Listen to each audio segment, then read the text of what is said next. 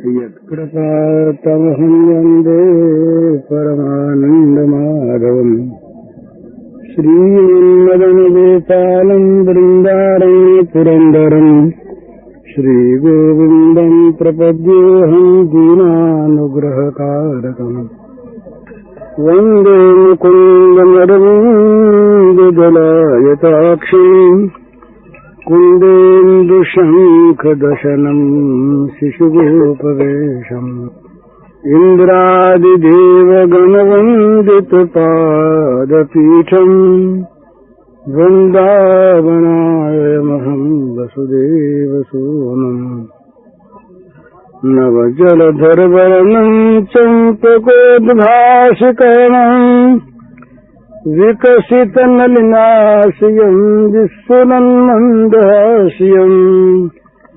कनकरुचिदुकूलम् चारुबर्हावचूलम् कमपि निखिलसारम् नौमि गोपीकुमारम् वंशीविभूषितकरान्नयनीरदाभात् पीताम्बरादनुनबिम्बफलाधरोष्ठात् पूर्णेन्दुसुन्दरमुखादरविन्दनेत्रात् कृष्णात् परं किमपि तत्त्वमहं न जाने ध्यानाभ्यासवशीकृतेन मनसा तन्निर्गुणं निष्क्रियम् ज्योतिकिञ्चन योगिनो यदि परं पश्यन्ति पश्यन्तु ते अस्माकं तु तदेव लोचन चमत्काराय भूयाचरम् कालिन्दी पुलिनेषु यत्किमपि तन् नीलं महो धावति श्रीराममय सब जग जानी करऊं प्रणाम जोरि जुगपानी। अपने ये बात बार बार होती है कि मानव जीवन का उद्देश्य भोग नहीं है। ये परम सिद्धांत मान लेना चाहिए कि मानव जीवन का उद्देश्य भोग नहीं है। ये बात ठीक समझ में आ जाने पर भोगों के लिए मानव जीवन का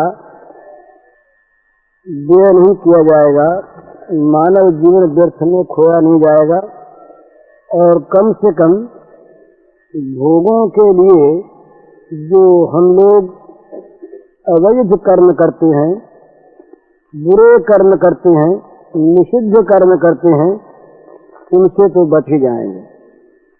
ये मनुष्य जन्म जितना सुंदर, शुभ और लाभदायक है,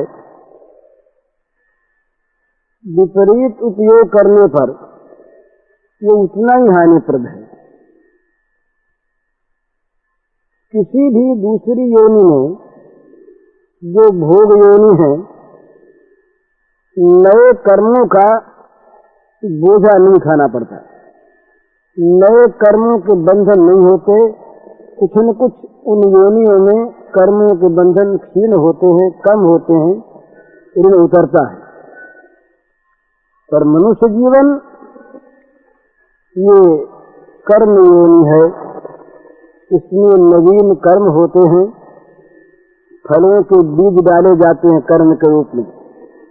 इदं शरीरम कौन्तेय क्षेत्रमित विधीयते। भगवान ने कहा अर्जुन से कि अर्जुन, इस शरीर को तुम खेत समझो। जिस प्रकार के बीज खेत में बोओगे उसी प्रकार का फल अनंत गुना होकर प्राप्त हो जाएगा। ये नियम है। तो मनुष्य जीवन यदि कहीं विपरीत मार्ग पर चला गया, यदि मनुष्य उल्टा हो गया कहीं, पशु पक्षी उल्टे हो नहीं सकते, वो अपनी गति पर चलते हैं। पशुओं की, पक्षियों की एक स्वाभाविक बंधी गति है, वे प्राय उसी पर रहते हैं।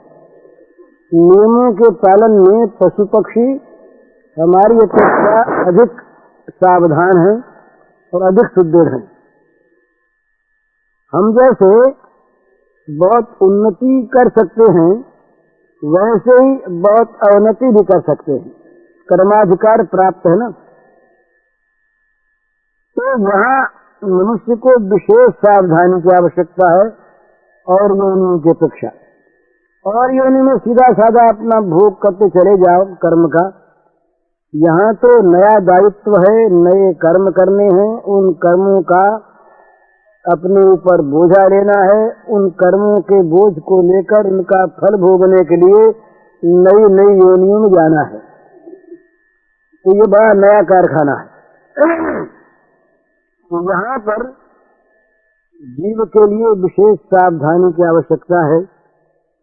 यदि मनुष्य उल्टा चल निकला तो पशु पक्षी जो पाप, जो बुरा कर्म नहीं कर सकते अनंत जीवन में, मनुष्य एक जीवन में कर लेता है। ये भला मनुष्य की बुद्धि है ना कि जिसने आज विज्ञान की उन्नति के रूप में, विज्ञान की उन्नति वास्तविक उन्नति, इसमें कोई संदेह नहीं, विज्ञान के सामने मस्तक झुकाना पड़ता है, लेकिन वो विज्ञान विदों की बुद्धि में जो तम आया उसने दुरुपयोग किया, अणुबम बना और एक बम ने एक नगर के लाखों आदमियों को क्षणों में विध्वस्त कर दिया। और अब उसी प्रकार के उससे भी बहुत भयानक नए नए वो बम तैयार किए जा रहे हैं, जिनके परीक्षणों को लेकर लोग समझते हैं कि जगत का वायुमंडल विकृत हो गया है। और ये डॉक्टरों का कहना है कि ये वर्तमान जो जगत में इन्फ्लुएंजा फैला, ये उन्हीं बमों के कारण से फैला, परीक्षण के कारण से। पता नहीं कहाँ तक ठीक है, लेकिन कोई भी पशु पक्षी, बड़े से बड़ा जानवर, किसी ने भी इन बम की बात सोची तो बताइए, कोई कर सकता है तो बताइए। अजगर, सांप, सिंह जो बड़े से बड़े हिंसक जंतु हैं, ये अपने सामने आए हुए कुछ जीवों को मार देंगे, लेकिन योजना मारने के लिए बना सकेंगे। और इतनी भयानक योजना, वो कहते हैं कि हमारा एक बम ऐसा ऐसा बनेगा जो बहुत दूर अपने आप जाएगा। और जा करके एक अभी अभी आया है इसमें कि रशिया ने कहा है कि इस बार एक जर्मन ने कहा है कि रशिया के पास इस प्रकार की चीज आ गई है कि वो 80 मिनट में न्यूयॉर्क जाकर के न्यूयॉर्क को ध्वस्त कर सकती है। 80 मिनट में अपने आप, बिना किसी चालक के वो चीज, वो रॉकेट, वो अमेरिका पहुंचकर न्यूयॉर्क पर बम गिरा सकता है, सारा अमेरिका ध्वस्त हो सकता है। तो ये अमेरिका ये ख्याल न करे कि हम दूर हैं इसलिए बच जाएंगे। अब ये जो मानव की बुद्धि में विनाश की प्रेरणा हुई, ये प्रेरणा किसी पशु पक्षी के जीवन में नहीं हो सकती।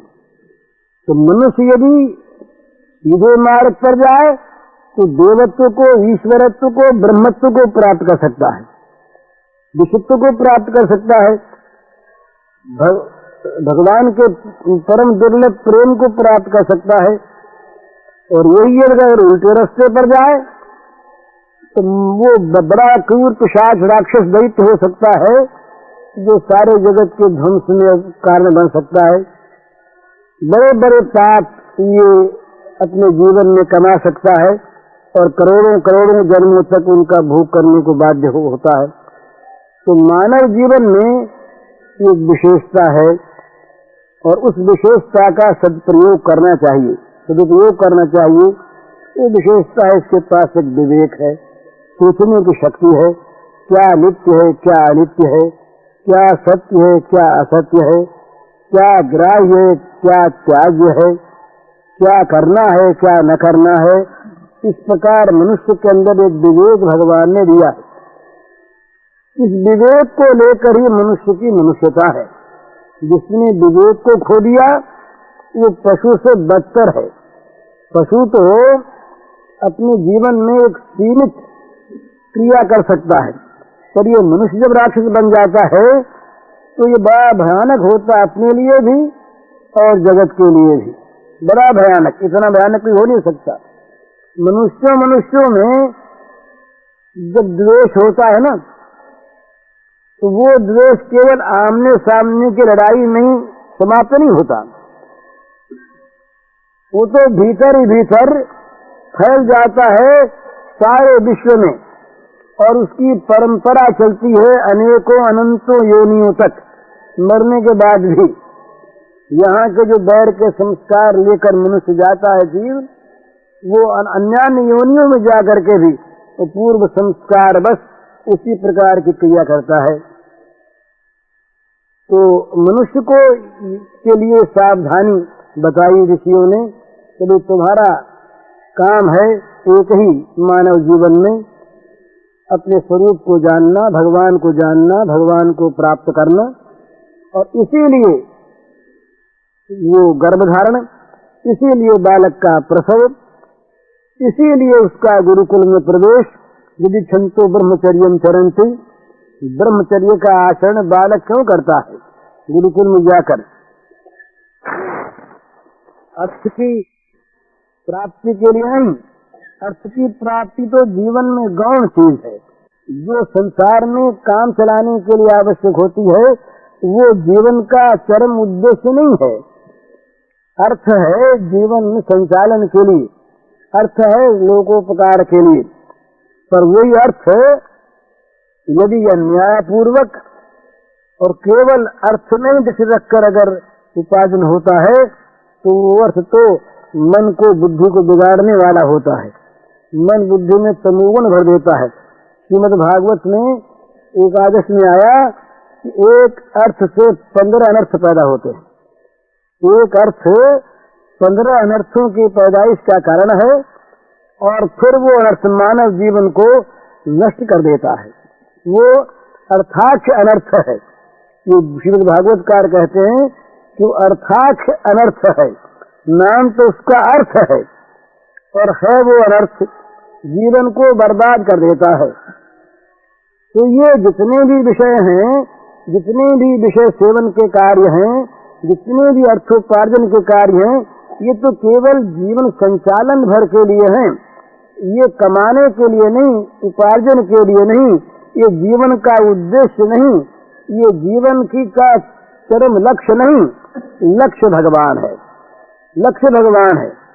भगवान की प्राप्ति के लिए ही जिसका जो काम, जिसका जो धर्म, उस धर्म का वो पालन करे, भगवत प्रीत्यर्थ।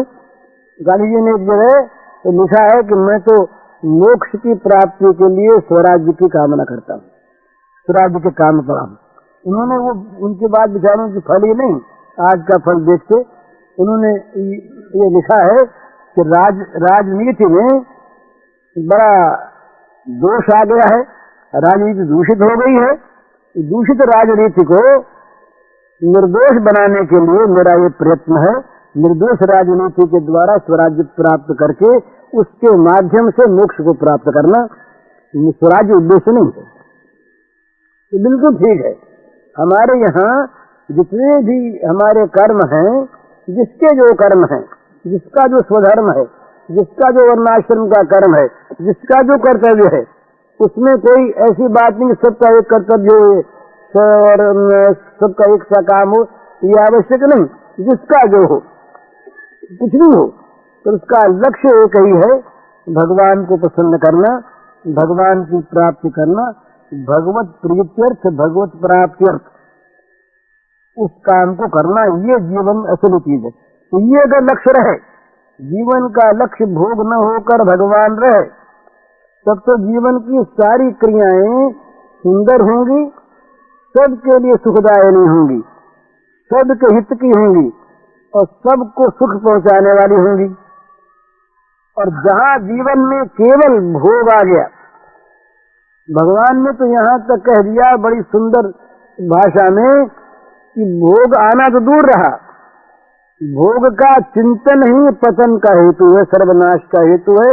भगवान ने ये बार बार आप लोग सुनते हैं, इसको पढ़ते हैं गीता में, भगवान ने सर्वनाश का एक क्रम बताया, क्रमबद्ध एक सर्वनाश का रास्ता बताया है।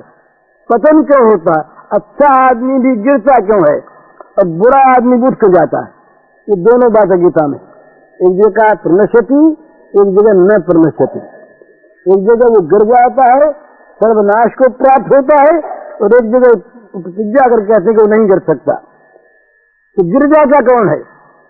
अच्छा आदमी भी है, अच्छे कुल में पैदा हुआ है, अच्छी जात में है, अच्छे माता पिता हैं, धर्म सदाचार भी है, लेकिन वो विषयी पुरुषों के संग में आकर विषय चिंतन में प्रवृत्त हो गया।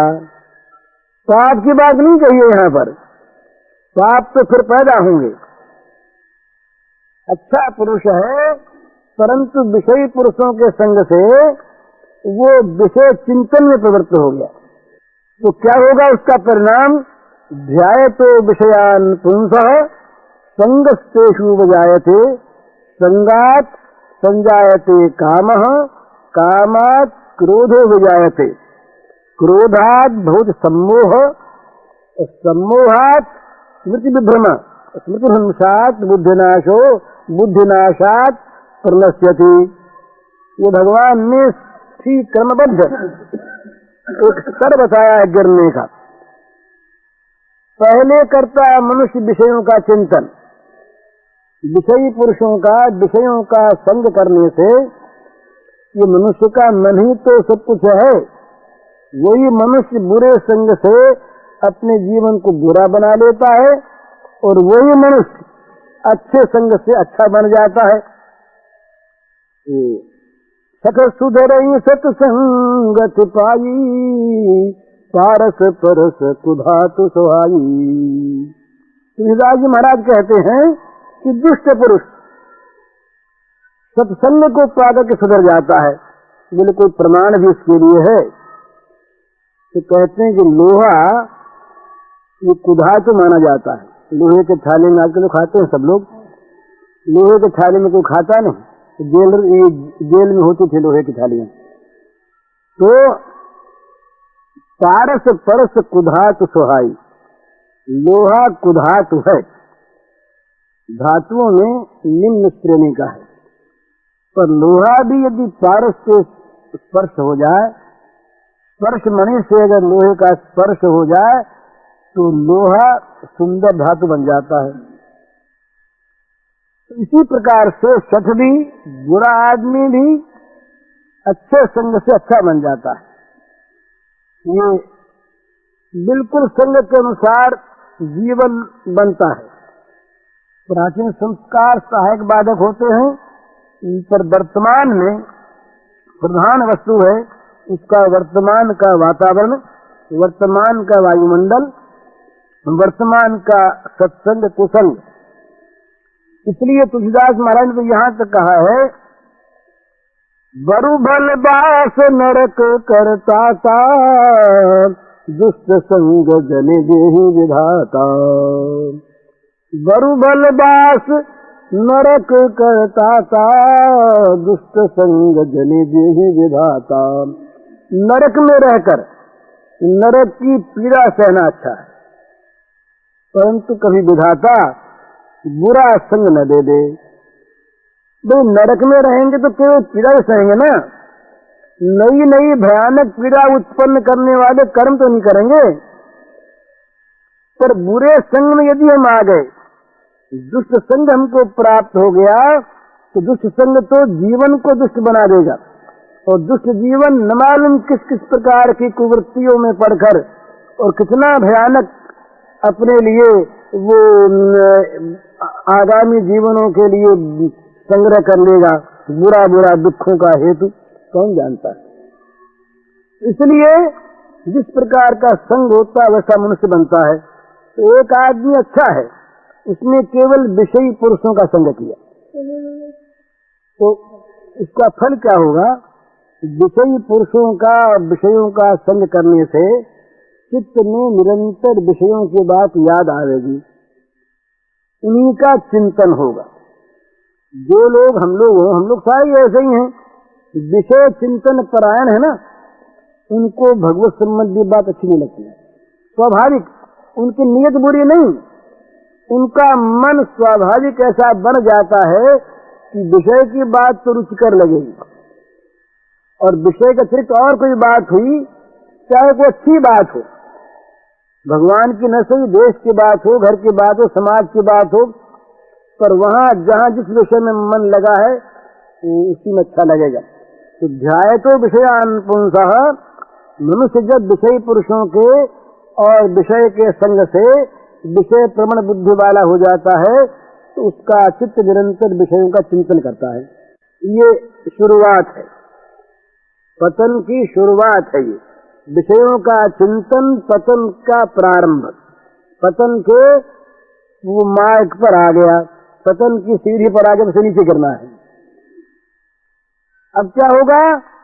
संगस्तेषु बजायते, उन विषयों में जिन विषयों का उसने चिंतन किया है उन विषयों में उसका संग हो जाएगा, चित्त उनमें फंस जाएगा, आसक्ति पैदा हो जाएगी, उनमें राग हो जाएगा। राग, आसक्ति, संग ये प्राय पर्यायवाची शब्द हैं। तो जिन विषयों का उसने बार बार लगातार चिंतन किया उन विषयों में मन फंस जाएगा, बार बार उन्हीं के सुनने में, स्मरण करने में प्रियता प्रतीत होगी, सुख मालूम होगा, वैसी बात सुनने में आनंद आएगा, चित्त में सुख की लहर उठेगी। ये लहर उठेगी तब एक अभाव पैदा होगा मन में, चलो ये चीज तो हमारे पास है, नहीं मिले। संगात संजायते कामः, तीसरी बात भगवान ने कही, संगात संजायते कामः। आसक्ति जिस विषय में पैदा हो गई उस विषय को प्राप्त करने की कामना उत्पन्न हो जाएगी। तीसरी बात, ध्यायतो विषयान पुंसः संगस्तेषु बजायते और संगा संजायते कामः। जिस विषय में, जिन विषयों में हमारा चित्त आसक्त होगा उन विषयों का अभाव सहन नहीं होगा, मिलने चाहिए वो पदार्थ, ये मन में कामना उत्पन्न होगी। कामना क्या करती है महाराज? ये कामना ज्ञान को हर लेती है। काम से ज्ञान, कामना ही ज्ञान का अपहरण करती है, कामना ही पाप में प्रवृत्त करती है। मनुष्य के अंदर तीव्र कामना किसी विषय की जाग उठे, फिर धर्माधर्म देखना उसके लिए बड़ा कठिन होता है। चीज सामने मिलती है, अब ले लो, देखा जाएगा जो होगा सो। ये बुद्धिमान से बुद्धिमान मनुष्य कामना वाला, तीव्र कामना के उत्पन्न होने पर वस्तु देख करके ललचा जाता है, धर्म को भूल जाता है। बहुत कम लोग ऐसे होते हैं जो ऐसे अवसर पर अपने को बचा सकते। तो संगा संजायते कामः, कामना पैदा हुई। अब कामना के पूर्ति के लिए, कामना की सिद्धि के लिए तमाम आयोजन, बड़े बड़े आयोजन, बड़ी बड़ी योजनाएं, बड़े बड़े कर्म, ये बड़े बड़े कारखाने सब क्यों हैं? किसी पशु पक्षी ने आज तक कोई मिल बैठाया तो बताइए? मानव ने, मानव उन्नति करता है, उन्नति करता है ठीक है, पर उन्नति का स्तर क्या है, स्वरूप क्या है? उन्नति यदि केवल आडंबर की वृद्धि में है और उसके अंदर अगर आध्यात्मिक पतन है तो उन्नति नहीं है। ये तो राक्षसों की उन्नति है, असुरों की उन्नति है, आसुर भावों की उन्नति है, ये वास्तव उन्नति नहीं। पर कामना जहाँ प्रबल होती है वहाँ कामना की वस्तु प्राप्त करने के लिए मनुष्य उन्मत्त हो जाता है। अब वहाँ दो चीज होती है। इसके बाद तीसरी चीज के बाद फिर अगर कामना सफल हो गई तो कामा लोभ हो जाए थे, प्रबल लोभ जागता है, अरे थोड़ा किया। सत्यवादियों को देखिए, कहीं कमा लिया कुछ, अरे थोड़ा किया, आपकी तो इतना कमा लेते, इसने इतना कमा लिया, लोभ जागता है। और यदि कामना कहीं सफल न हुई, कामना पर चोट लगी, कामना प्रतिहत हो गई, तो कामना क्रोध बन जाती। कामात् क्रोध हो जाए थे, काम एष क्रोध एष रजोगुण समुद्भव, रजो रागात्मक बुद्धि। रज राग है, राग संग है, संग आसक्ति है, आसक्ति से कामना पैदा होती है और कामना से क्रोध पैदा हुआ या लोभ पैदा हुआ। जहां लोभ या क्रोध पैदा हुआ ये चौथी चीज हुई। तो पांचवा क्या होता है? क्रोधात् भवति सम्मोह, सम्मोह का अर्थ सम्यक प्रकार से मूर्खता। जहाँ क्रोध में आदमी उन्मत्त हुआ और जहाँ लोभ के आवेश में अपने आप को भूला, वहाँ फिर कुछ नहीं रहता सामने। तो सम्मोह पूरी मूर्खता छा जाती है। मूर्खता छाई, पूरी सम्मोहन हो गया तो छठी चीज क्या होती है? सम्मोहात स्मृति विभ्रम। क्या करना क्या न करना, किसमें लाभ किसमें हानि, क्या परिणाम होगा क्या दुष्परिणाम होगा, सारी चीज भूल जाता है, वो बेभान हो जाता है, अत्यंत सावधान हो जाता है। स्मृति भ्रंशात बुद्धि नाशो, ये सातवां परिणाम उसका। जहां स्मृति भ्रंश हुई कि बुद्धि मारी गई, और जहां बुद्धि का ज्वाला निकला, जहां बुद्धि नष्ट हुई, बुद्धि नाशात प्रलस्यति। बोले भाई क्या करें, उस समय बुद्धि मारी गई। अब तो सोचते हैं बड़ा बुरा किया, बड़ा बुरा किया। तो गुस्से का इतना आवेश था हमारे मन में, इतना लोभ छाया था, हम इतने काम में उन्मत्त हो गए थे। ये सब कहता आदमी पीछे, उस समय हमारा सुध बुध रही नहीं। अब तुम सोचते हैं कि बड़ा बुरा कर दिया, बड़ा बुरा कर दिया, लेकिन अब क्या हो? बुद्धिनाशात प्रनश्यति, ये सर्वनाश का मूल।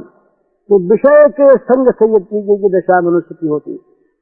पाप तो फिर जीवन में आते ही है, और वही एक पुरुष इसके ठीक विपरीत पाप करता है, पापाचारी है, बुरे बुरे कर्मों में प्रवृत्त है, और किसी सौभाग्य से अच्छे संग में आ गया। अच्छे संग में आया, अच्छे संग में आकर के उसने उन पापों के भयानक परिणामों को जाना, सुना, विश्वास हुआ, अब दहल गया, कांप गया। पर इतने अभ्यस्त हो गए हैं पाप कि छूटते नहीं। अब उसको पाप बुरे लगने लगे, ये सत्संग ने काम किया। पापी दो प्रकार के होते हैं, दो प्रकार के पापी गीता में बतलाएं। एक तो वो जिनके लिए कहा नमाम दुष्कृतिनो मूढ़ा प्रपद्यन्ते नराधमाः माया भटज्ञानः आसुरम भावमाश्रिताः। ये तो भगवान ने कहा कि तुम इसको भजते नहीं। ये जो दुष्कृति हैं ये नराधम हैं, मूढ़ हैं, माया के द्वारा इनका ज्ञान हर लिया गया, इन्होंने आसुरी संपत्ति का आश्रय कर लिया, ये मुझे भजते ही नहीं। ये पापी जो पाप करके पाप में गौरव मानते, चोरी करके आए तो छाती ठोकी, अपने आप पीठ ठोकी, देखो हम कितना सुंदर काम करके आए, घरों में बैठे बड़ाई करने लगे। व्यभिचार में, चोरी में, डकैती में, खून में, ठगी में, बदमाशी में सफल होकर जो लोग अपने को गौरवान्वित मानते हैं, अपने में मान का आरोप करते हैं, ये भगवान को नहीं भज सकते। एक तो वो पापी। दूसरे पापी ये बताते हैं भगवान है पापी सुदुराचार अपि भजते माम अनन्य भाग अभिरेव समन्तव्य संविश्व। पाप करते हैं, पाप किया है, पाप में जीवन है, पर किसी प्रकार अच्छे संग में आ गए, अच्छे संग में आ गए, आंख खुली, पापों का भीषण परिणाम सामने आया, हृदय कांपा, पाप छूटते नहीं, कोई बचावे कोई बचावे, बचावे कौन? उस समय एक वो जो अव्यक्त शक्ति, उसको हमने देखा नहीं, सुना, उसकी ओर मन जाता, हे भगवान, हे प्रभु, तुम्हारे सिवा कोई बचाने वाला नहीं, तुम्हारे सिवा कोई तारने वाला नहीं, तुम ही एक हो जो पापी को भी स्थान देते हो, तुम ही एक हो जो किससे घृणा नहीं करते, तुम्हारी गोद सबके लिए खुली है, मैं तुम्हारे शरण हूँ, तुम्हें पुकारता हूँ, भजते माम अनन्य भाग। दूसरे को भजन का भाग न देकर इसको भजे। तो जहाँ ये हुआ, जहाँ पापी का हृदय वो पश्चाताप से भर गया, और जहाँ उसने भगवान को करुणामय भगवान को विश्वास पूर्वक अनन्य भाव से पुकारा, भगवान उस समय कहते हैं साधुरेव समन्तव्यः। भगवान सिद्धांत बताते हैं, अरे भाई उसको अब पापी मत मानो, उसको साधु मान लो, वे क्यों साधु मान ले? सम्यक व्यवस्थितो ही सह, तो ठीक ठिकाने पर आ गया, निश्चय उसने ठीक कर लिया। जहां जाने पर अंधकार मिटता उस प्रकाश के सामने आ गया, जहां जाने पर ठंडक होती है उस हिमालय में पहुंच गया, जहां जाने पर शांति मिलती है उस शांति के तह में जा पहुंचा, भगवान के सामने आ गया। बस तो महाराज मान ही ले या कुछ होगा भी तो कहा, तो भगवान ने कहा हम क्या ऐसी बात कहते हैं जो हो नहीं और केवल मान ले, ये तो उनकी बातें हैं जो असत संकल्प वाले हैं। भगवान ने कहा क्षिप्रम भे धर्मात्मा शाश्वत शांति निगच्छति कौन्तेय प्रतिजानी ही न मे भक्त प्रनश्यति। कौन्तेय, अर्जुन तुम सत्य समझो कि मेरे भक्त का नाश नहीं होता।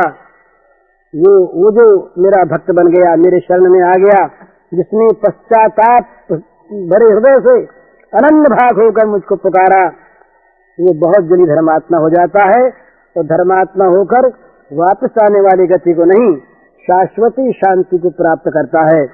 तुम प्रतिज्ञा करो, मैं सत्य कहता हूँ, नमी भक्त प्रनश्यति, वहाँ न प्रनश्य, यहाँ न प्रनश्यति और वहाँ प्रनश्यति। तो अच्छा पुरुष भी अगर विषयी पुरुषों के संग में आ गया, उसकी विषयाकार बुद्धि हो गई, मन में विषय आसक्ति हो गई, तो विषयों की कामना होगी और कामना के बाद जितने भी कामना से उत्पन्न होने वाले दोष हैं उसमें आ जाएंगे, जीवन दोषमय बन जाएगा।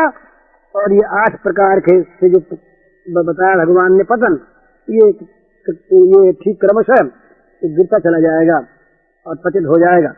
और यदि वही आदमी अच्छे संग में रह करके और मन में अच्छे विचारों को प्राप्त कर ले, तो फिर इसी जीवन में उसका जीवन दूसरा हो जाएगा, वो अपने लिए भी और जगत के लिए भी। एक आदमी का जिसका हृदय दूषित है वो केवल अपने लिए खराब नहीं है, अपने लिए तो खराब है ही, पर वो जहाँ रहता है, जिस वायुमंडल में रहता है, जिस घर में रहता है, जिस अड़ोस पड़ोस में रहता है, तो जैसे कोई भयानक दूषित रोग का रोगी रोग के परमाणुओं को जहाँ रहता है वहाँ फैलाता है, इसी प्रकार से जिसके अंदर के विचार, जिसके अंदर के ये स्वाभाविक गुण दूषित हैं, ये अपने दूषित भावों को अपने आप अपने अड़ोस पड़ोस में, अपने देश में, अपने विश्व में जहाँ वो रहता है वहाँ प्रचारित करता है, प्रसारित करता है, उनको फैलाता है और अपने आप में गिरता ही है। इसलिए अपने भले के लिए भी और जगत के भले के लिए भी मनुष्य का ये धर्म है, इसका प्रथम कर्तव्य है कि अपने आप को उन्नत बनावे, अपने हृदय में दूषित भावों को पूरा बल लगा के निकाल दे। तो दूषित भावों को निकालने में चाहे कोई आज स्वीकार करे न करे, सिवाय भगवत आश्रय के और कोई उपाय नहीं है। श्रीमद् भागवत में तो कहा कि ये अहिंसादि जो सद्गुण है ये भी भगवत आश्रय के बिना ठहर नहीं सकते, इनमें अभिमान पैदा हो जाएगा, दूसरों में नीची भावना पैदा हो जाएगी, ये रहेंगे नहीं हम ऊंचे और ये नीचे। इसलिए भगवान का आश्रय, जीवन भगवान के सन्मुख चला जाए, जीवन भगवत अभिमुखी हो जाए, भगवान की ओर लगे।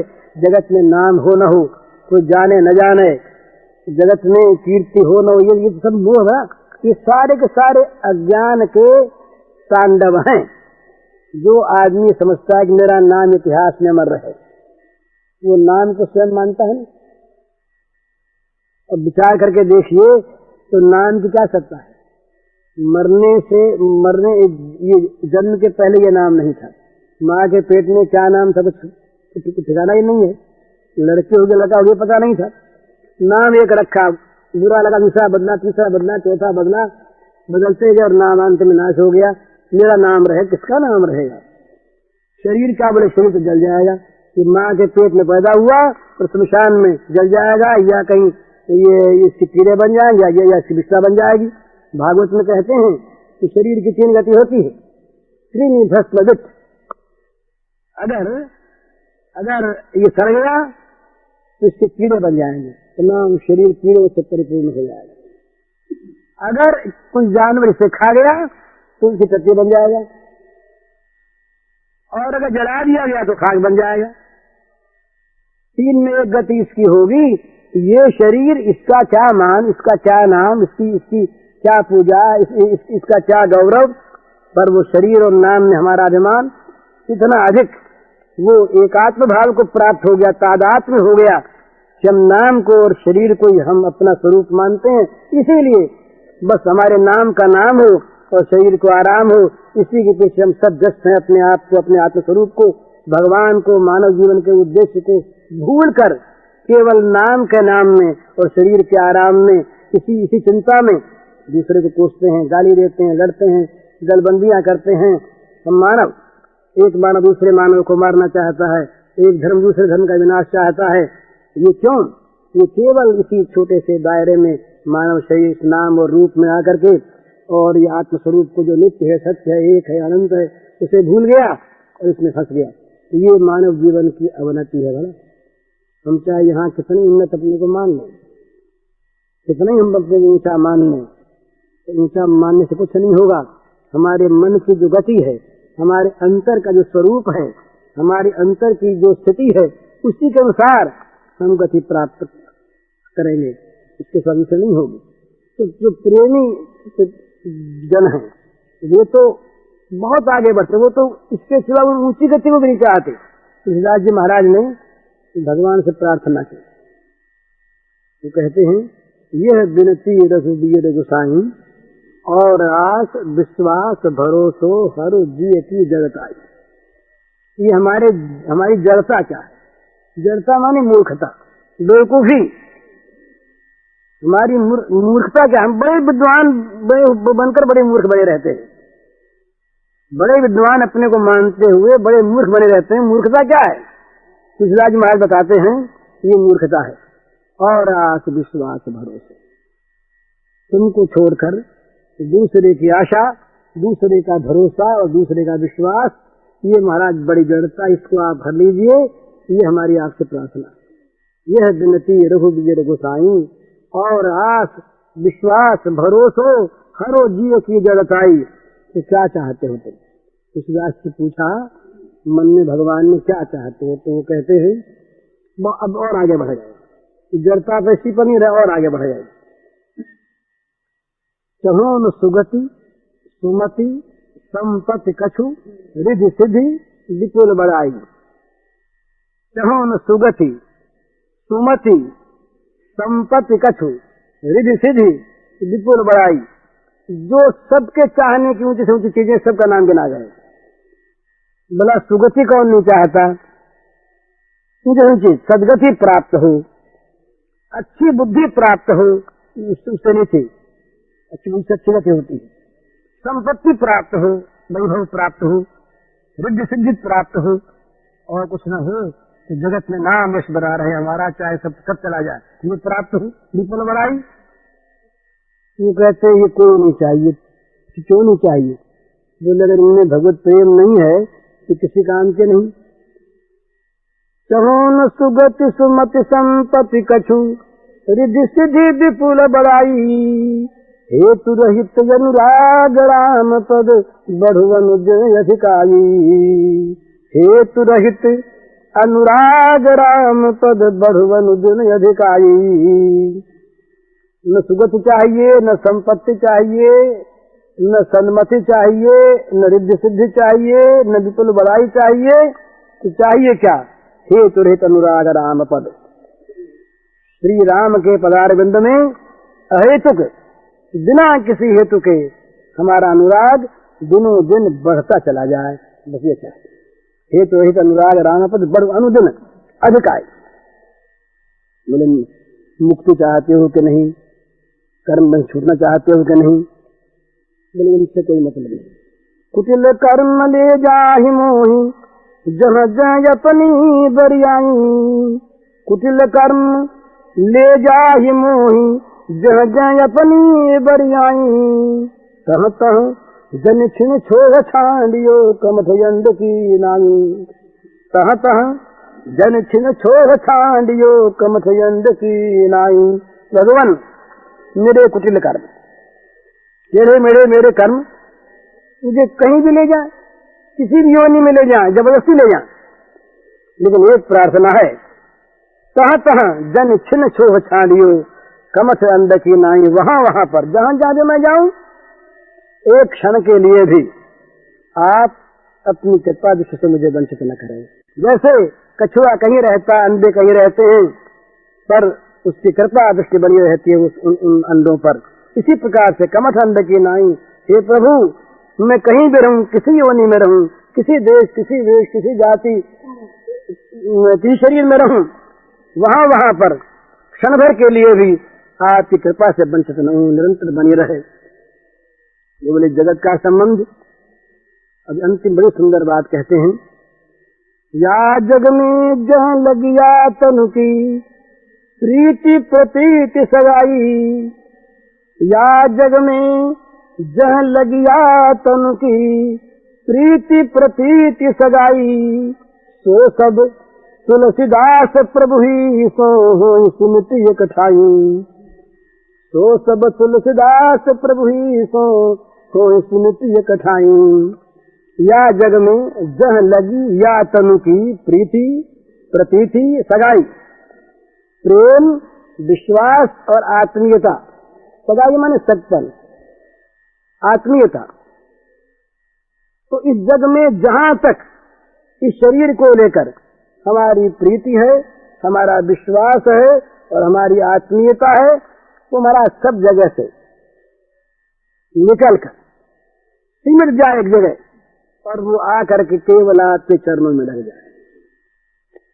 आपके चरणों में ये प्रीति, आपके चरणों पर विश्वास, आपके चरणों से सारी आत्मीयता, बस ये अब ये जहां प्राप्त हो जाए महाराज, ये स्थिति मन की हो जाए, फिर मनुष्य का जीवन सफल हो गया।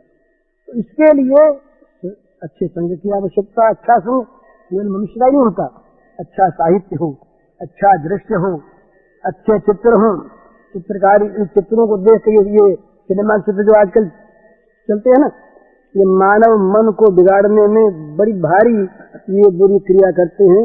मेरे पास एक फाइल है, इसमें नवयुवकों के बयान है मेरे पास, कॉलेजों के छात्रों के, किस प्रकार से सिनेमा में उनका पतन किया है, चित्रों को देखकर, छपे चित्रों को देखकर, पत्रों में चित्रों को देख करके किस प्रकार की उनकी भयानक अवस्था हुई है। ये स्त्रियों के भी पुरुषों के भी इस प्रकार की दशा, ये तो इतना मीठा विषय है, इतना मीठा विषय है जो सारे विश्व समाज को जर्जरित कर रहा है, सबके ये नैतिक स्तर को गिरा रहा है, इतनी बुरी चीज है। पर इतना मोह हो गया है कि भाई ये तो आज के मॉडर्न वर्ल्ड की एक आवश्यक चीज है, गांव गांव में होना चाहिए, मनोरंजन होना चाहिए, मनोरंजन। ये नित्य कर्म से बढ़कर, नित्य कर्म तो एक दो बार होता है। तो ये इस तरह से ये बीच में बात आ गई। कहने का मतलब ये दुष्संग सर्वथा त्याज्य, बुरे संग का सर्वथा त्याग करके मानव जहां तक बढ़े अपने को अच्छे संग में रखे, जिससे विषय प्रीति के स्थान में भगवत प्रीति हो, पाप प्रीति के सामने धर्म प्रीति हो, असत प्रीति के स्थान पर सत्य प्रीति हो। माने बुरे के स्थान पर हमारा मन भले में जाके बैठ जाए, बुरा हमारे मन से निकलकर भला हमारे मन में आके बैठ जाए, ये जीवन की साधना है। और इसमें भगवदाश्रय की बड़ी आवश्यकता है, भगवान के आश्रय के बिना। और जब भगवान का वो जब स्थिति होगी, जब भगवान का हृदय में विरह व्याप्त हो जाएगा, अभी में परसा बंद आया चैतन्य महाप्रभु की एक जीवन लीला पढ़ रहा था मैं, गंभीरा लीला, एक दिन की घटना, वो बड़ी सुंदर, उसी को पढ़ रहा था मैं, इतने घड़ी में देखा तो टाइम हो गया, तो आगे छोड़ करके वो किस प्रकार का भगवान की ये सब जगत को भूल करके और अपने आप को भूल करके न मालूम किस जगत में जा पहुंचते हैं वो महात्मा लोग, और वहां से कैसे अपने भगवान से प्यार करते हैं, कैसे उनको याद करते हैं। वो स्थिति मानव की हुई है और अब हो सकती है, और वही मानव की वास्तविक स्थिति उस है बंगला में। वो रामानंद राय और स्वरूप दामोदर के साथ उनका वार्तालाप है। एक दिन की घटना, बहुत दिन घटना, एक दिन घटना पढ़ रहा था मैं अभी, कि किस प्रकार से भगवान के विरह में अपने को भूल करके तो उनकी क्या दशा होती है, ये सब वर्णन था, बड़ा सुंदर। ये बड़े भाग्य से अगर कभी ऐसा हो जाए तो बड़ी भगवान की कृपा हो। असल में ये जितना जो कुछ है ना, ये सारा का सारा भगवान की लीला है, तो लीला के रूप में अगर हम देखें तो ठीक है, अपना अपना हिस्सा बतावें, और इसमें कहीं ममता हो जाए, मुंह हो जाए, आसक्ति हो जाए तो चीज तो हमारी रहेगी नहीं, रह सकती नहीं, किसी की आज तक रही नहीं। बंधन बंधन हमारे साथ जाएगा, यहाँ भी बंधे और वहां बंधे हुए रहेंगे, तो बंधे हुए फिर आएंगे। बंधन यहाँ का छूटेगा तो वहां भी छूटा रहेगा, फिर बंध के नहीं आएंगे। फिर कहीं आए भी तो जैसे जेल में कोई गवर्नर आते वैसे भले ही आवे, हम कैदी होकर नहीं आएंगे। वो भी जेल में जाते हैं, कभी जेल देखने के लिए जाते हैं, जेल में कुछ काम करने के लिए जाते हैं, द्वेष करने के लिए जाते हैं, जेल वालों के नियम ठीक करने के लिए जाते हैं। इसी प्रकार सत्पुरुष भी आया करते हैं, संत पुरुष भी आया करते हैं, महात्मा कारक पुरुष भी आया करते हैं।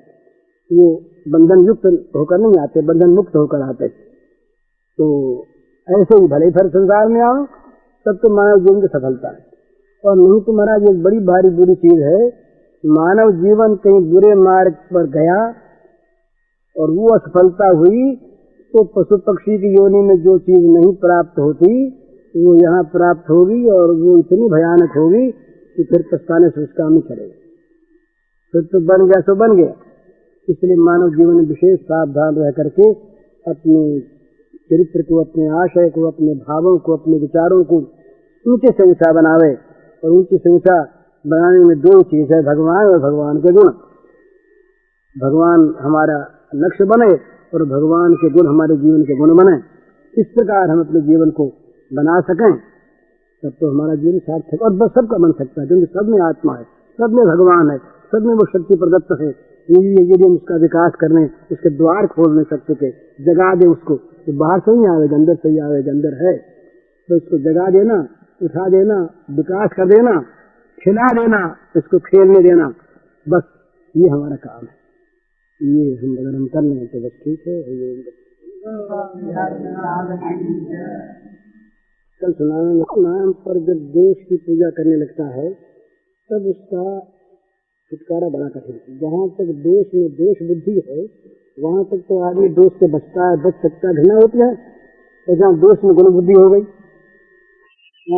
गौरव मानता है ना, वो चोरी करके खून करके अपने गौरवान्वित मानता है, बुरा काम करके अपने विजयी मानता है, दूसरे को अन्याय पूर्वक सता करके और अपने को वो ये मानता है कि हमने बहुत बड़ा काम कर लिया। ये कैसे ठीक है? तो बुद्धि सर्वार्थान विपरीतांश्च बुद्धि सापार्थाम से ये आज हमारे ऊपर हो गया है। सबसे बड़ी दुख की बात ये, नहीं तो बुराई हमेशा होती आई है, बुरे भी आदमी होते हैं, हमसे बुरा आचरण भी होता है, पर बुरा आचरण होने पर मन में पश्चाताप हो तो समाज भी घृणा करे, तब तो बुरा आचरण दबता है। समाज पीठ ठोके और वो अपने गौरवान्वित माने तो जो अच्छे आदमी का समझेंगे हम भी ऐसे बने तो ठीक है। धन कमा के आदमी ले आवे चोरी डकैती से तो समाज उसकी पूजा करे, तो चोर पूजा है। ये दुर्चारी आदमी जो है जागृत हो ये उनके साथ राजा बाबू के फोटो करे तो लोग क्या समझेंगे कि हम भी ऐसे ही बने। मैंने तो कहा था उनसे एक बार, बोले वो राजेंद्र प्रसाद नहीं, वो राष्ट्रपति राजेंद्र प्रसाद इसका विरोधी। ठीक है, उनका कहना ठीक है, उनका कहना ठीक है, वो अपने स्थान पर ठीक बोलते हैं। हरिओम तत्सत। पूज्य श्री भाई जी के इस प्रवचन का शीर्षक है जीवन का लक्ष्य परमात्म प्राप्ति के लिए कुसंग त्याग आवश्यक है, और इसका 61 संख्या है 76B।